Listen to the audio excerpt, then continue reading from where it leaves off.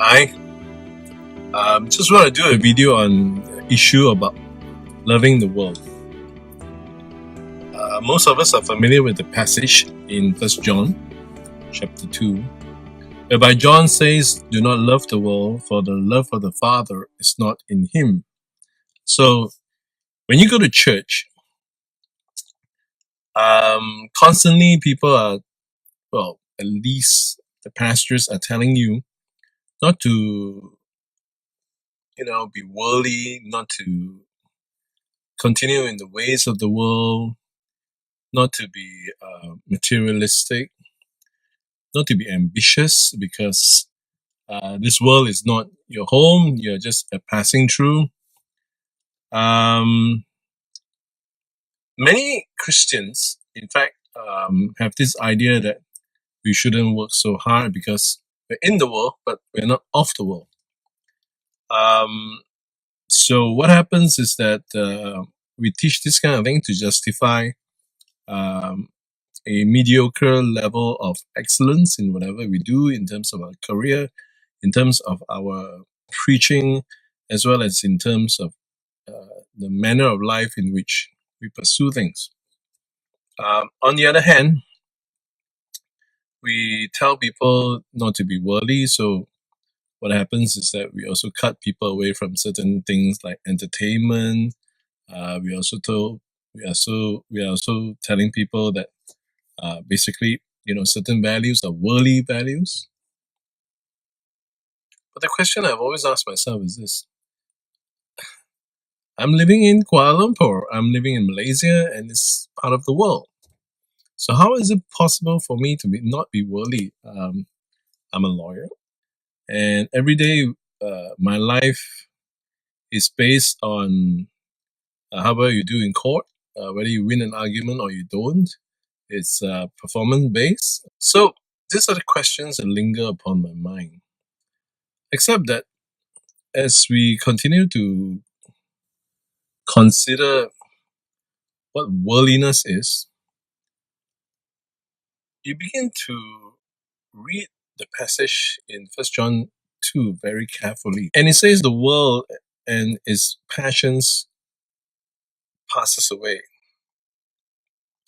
The question is that when does it pass away?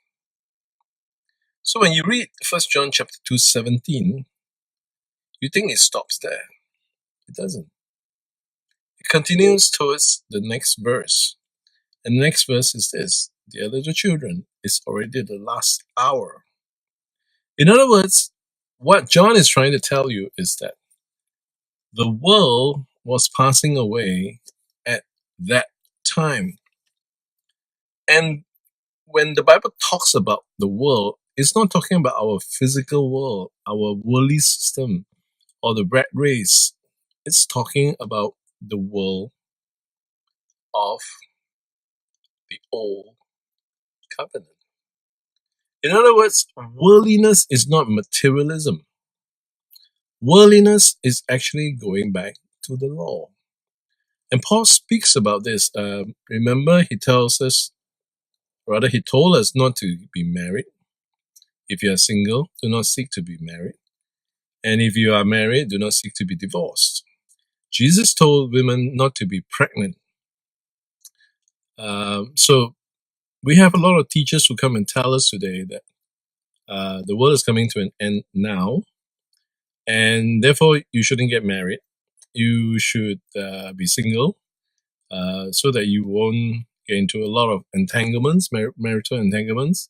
And as such, what happens is that be a single man or a single woman and serve the Lord. Except that the passage actually comes from 1 Corinthians 7.